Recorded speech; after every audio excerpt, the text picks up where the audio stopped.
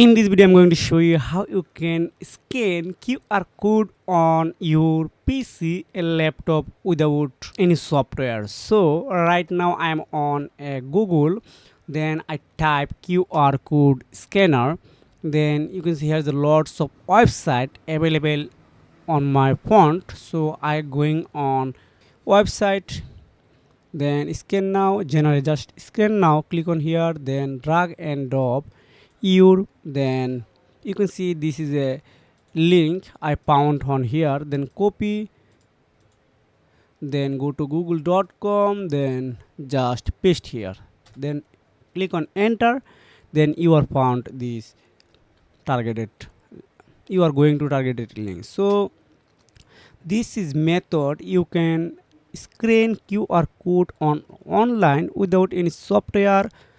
So if you have found this video helpful for you, make sure like and subscribe the channel. See you again, take care, goodbye.